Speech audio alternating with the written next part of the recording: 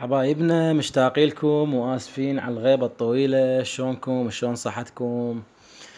إن شاء الله المقاطع الثلاثة الشرقيات نال إعجابكم وتعلمتوا عليهن بالنسبة للعزاف المبتدئين. يا رب إن شاء الله التوفيق لكم، ونتمنى لكم عزاف ماهرين وأحسن من عندنا إن شاء الله. انتهينا من مقامات الشرقية الثلاثة، اليوم راح نطب المقامات الأربعة الغربية. عندنا 4 مقامات غربية اليوم راح نعزفهن وراح نتعلم عليهن اللي نشتغل بيهن بالحفلات. اليوم راح نتعلم على أول مقام نتعلمه، هو مقام الكرد. مقام الكرد مقام جميل، وكل الفنانين وأكثر الأغاني النازلة جاي كله مقام كرد. مقام الكرد تعالوا يا طبلة التشريق ما بي كل تشريق، هن ذن المقامات الأربعة اللي لا يمتلكن التشريق نهائيا.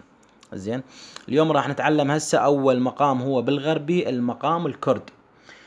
الكرد مقام قلنا حلو وجميل، يعني فشي كلش حلو. زين، واللي يعزفه بصورة صحيحة راح يتونس بيه أكثر، راح يعطي إبداع أكثر.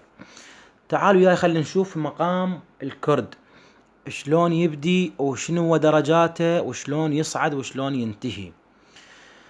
لاحظوا يا عزيزي المشاهد، مقام الكرد او مقام اللامي هن نفس المقامات، واحد مشترك من الثاني، بس ان شاء الله احنا اليوم درسنا هو الكرد، وانه نجي اللامي ونجي الحجاز والى اخره. نبدأ بسم الله. المقام يبدي من الصول، احنا شغلنا كله متفقين من الصول، بس السياقة اخذناه من الله لين سهل عليكم وسهل علينا. لاحظوا ياي.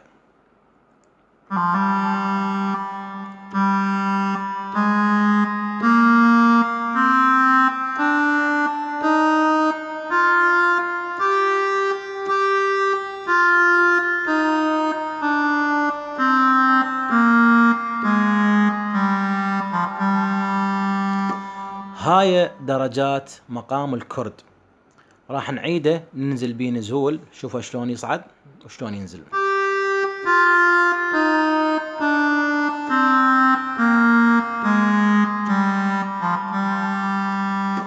شي حلو، كلش حلو مقام الكرد، وقلنا اكثر الاغاني اللي موجودة حاليا كله اغلبيتهم كرد. نجي شوي خلينا نعزف من عنده حتى تجيك افكاره كلش حلوة.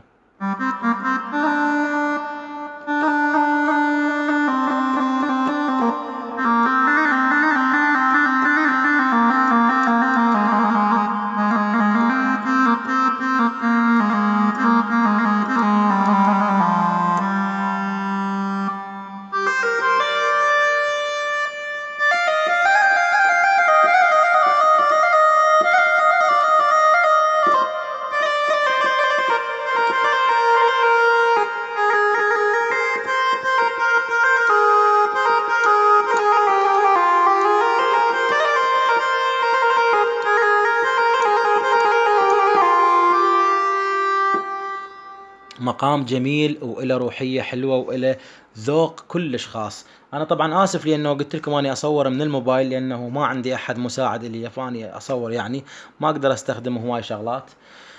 فهذا تعلمنا على سلمه شلون يصعد شلون ينزل. هذا هو مقام الكرد، وإن شاء الله راح تستفادون أكثر من عنده. ولا تنسون الاشتراك بالقناة على مود يوصلكم إن شاء الله كل ما هو جديد من عندنا. راح نستمر وياكم إن شاء الله بالتعلوم، وأي شيء بالنسبة للمبتدئين تردون احنا حاضرين من الدرس الأول للأخير. أي شغلة تردون احنا حاضرين إن شاء الله بها. ممنونين لكم، ولا تنسون الاشتراك بالقناة.